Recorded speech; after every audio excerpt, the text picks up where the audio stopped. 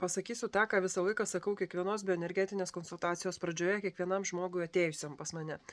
Sakau pirmiausia tai, kad nepriimk visko pažodžiui, ką aš sakau, nes tai, ką aš sakau, yra tiesiog geriausiai, kaip man gaunasi perteikti tą mano pojūtį, kažkokį matymą, dar kažką, emociją, nu kažką tai, vat, ką aš nuskaitau, nes ta informacija, kurią aš nuskaitau, tai yra, man ateina per pojūčius kūne, per kažkokias fragmentus, vaizdinius, kažkokius kartais kaip tiesiog žinutė, kartais kaip jausmas, kartais kaip užspaudimas mano pačios kūne, ar kaip skausmas, ar dar kažkas, tai žodžiu, tai, ką aš jaučiu ir tai, ką bandau perteikti, tai yra mano žodynas, kurį aš turiu, bet iš esmės tai yra apie tave. Dėl to kiekvienas žmogus, kuris ateina pas mane į konsultaciją, jisai aktyviai dalyvauja tame visame procese. Nėra tai, kad tu ateini ir aš kaip aspirinas nuėmu tau, ten žinau, galvos skausmą, be tavo įsikišimo, be tavo minčių, tu ten darai belenką arba iš viso nieko nedarai, nieko nekeiti savo gyvenime, savo požiūrį ir aš suveikiu kaip aspirinas. Tai aš nesu aspirinas. Aš esu vedlė, nors man tas žodis kažkaip nelabai man... Nu jo, bet jisai labai tinka, bet man jis gal asociacijas netinkamas kelia. Tai žodžiu, aš vedu tave per tave į tavo laisvę, į tavo klėstėjimą, į tavo gerą savijautą. Ir vėl, irgi dažnai čia prieš kurį laiką labai pasakojau apie bekūnės būtybės, apie šmėklas, apie energetinius parazitus. Ir daugelis žmonių galvoja, kad jie blogai jaučiasi dėl išorinio poveikio. Nu, vat, kad kažkas tai prie jų energetiškai prikibo, kad ten yra vampyrai, parazitai, dar kažkas tai. Jo, yra, taip, nesiginčiu, yra, tikrai. Bet 99 procentai, 99,99 procentai tavo blogos savijautos yra tavo darbo pasiekmė, tavo vidiniai blokai, tavo, tai, ką tu pats savo viduje sukūrei. O tu tą sukūrei, didžiąją dalį dalykų, tų blokų, tų užspaudimų, sukūrei dėl savo patirties, savo vaikystės patirčių. Nes praktiškai vėlgi 99,99 procentai žmonių, kurie ateina pas mane tvarkytis, jie turi, tragiškas vaikystės istorijas, vienokias ar kitokias.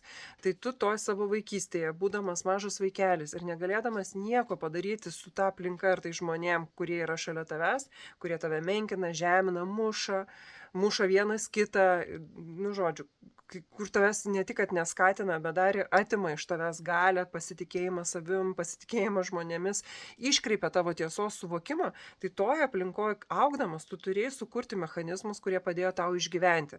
Bet dabar tu jau esi suaugęs žmogus. O tie mechanizmai, kuriuos tu sukūrei mažas vaikas, būdamas 2 metų, ar dar iš viso ten iščiose, būdamas iščiose ir jausdamas tą didelį nerimą mamos tavo, to aplinkos, kurioje tu gimei, nuo pat vaikystės, tokio instinktų lygyje, baimėje gyvendamas, dabar tu suaugęs toliau automatiškai gyveni toj baimėje. Ir vat tai kuria tavo blokus, tai kuria tavo šūdiną gyvenimą.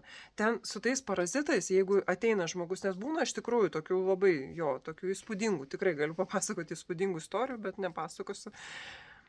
Bet su tais parazitais 5 minutės ir jų nėra. Realiai, ta prasme, jeigu tik problemos būtų tik dėl tų visokių energetinių dalykų, tai čia būtų, ten tipo, ir viskas, visi laisvi. Bet bėda yra ta, kad tie parazitai prie tavęs prisikabino būtent dėl tavo tam tikrų pažeidimų, tavo visoje toje energetiniai struktūroje. O tie pažeidimai, jie ir atsiranda. Dėl įvairių gyvenimiškų aplinkybių, dėl tavo sprendimų, kurios tu priėmei, ten būdamas 2 metų vaiku.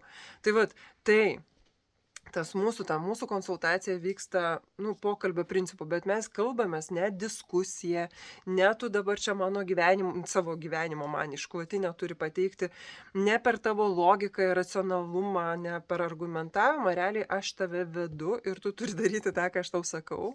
Nes jeigu tu ateini su išankstiniam nuostatom, kaip viskas turi būti, tai tiesiog tu trukdai procesui. Čia man netrukdo tai, kad tu ten kažkaip įsivaizduoji, kaip viskas turi būti, nes aš moku tai apeiti. Aš moku apeiti visas tavo gynyminės, tas mechanizmus, tavo pasipriešinimą, aš turiu daug patirties ir aš tą moku apeiti, tai čia dzin, ta prasme. Bet geriausia yra tai, kai žmogus, bet vėl, tai ne visada nuo paties žmogaus priklauso, bet sakykime, geriausia, kai žmogus yra nusiteikęs tiesiog būti vedamu, ane, nu, yra tas išankstinis pasitikėjimo lygis kažkoks jau sukurtas. Ir tai yra viena iš priežasčių, dėl ko aš esu atvira ir rodau, va, ir vištą savo rodau, ir viską, nu ir tokia, kokia esu, rodausi, nes tai va, nes tai man padeda, jau kai tie žmonės, kurie apsisprendžia ateiti pas mane, jie jau žino, kas aš esu. Ir, nu va, ir tada mes galime jau iškart nuo pat pirmos akimirkos kurti tą santykį iš pasitikėjimo, nes būtent ta saugi erdvė ir pasitikėjimas ir padeda daryti pokyčius, tuos esminius pokyčius. Todėl, kad vėl grįžtų nuo to, ko pradėjau. Jeigu tik užtektų ten tuos parazitus kažkokius nuimti, šmėklas nuvaikyti, tai čia būtų, nu, tai labai būtų paprasta.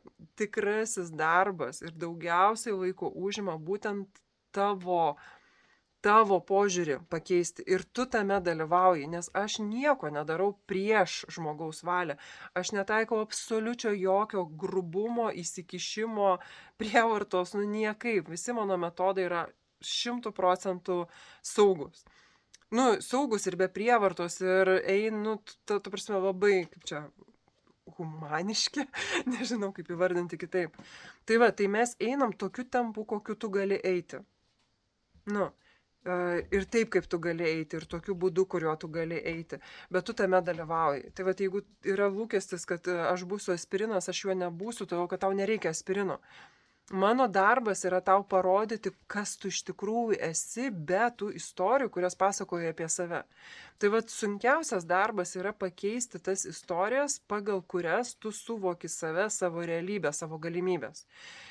Ir vieniems žmonėms tas greičiau ir lengviau gaunasi, kitiem ne taip lengvai ir greitai, bet iš esmės, kai tu išsilaisvini nuo tų savo istorijų apie save, apie savo praeitį, apie tai, kaip praeitis įtakoja tave ir taip toliau, iš karto tas energijos padidėjimas būna iš karto labai greitai.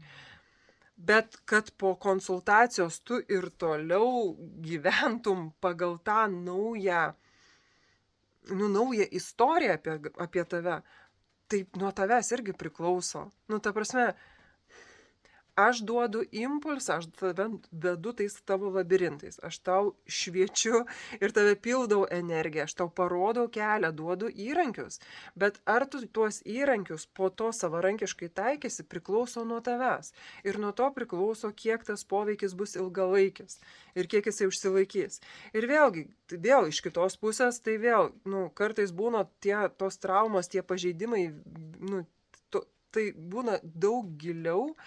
Ir dėl to tų mūsų susitikimų reikia ne vieno karto, ir ne 2, ir ne 3. Gal reikia metų, gal reikia pusės metų reguliaraus darbo, kad ta nauja istorija apie tave taptų tavo naująja savastim, kad tu atsitapatintum nuo tų žmonių, su kuriais tu išaugai, nuo tų žodžių, kuriuos tau sakė ir kuriuos tu patikėjai ir kuriuos tu paskui ten kažką bandai su jais pakeisti ir ten kažką padaryti.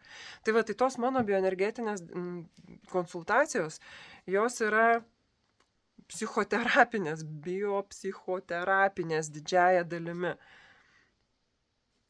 Ir aš stebuklų nežadu. Antireklama? Dabar padariau antireklamą. Neduosiu tabletės. Neišgydysiu, nepadarysiu visko, nepakeisiu už tave visko. Reikės dirbti.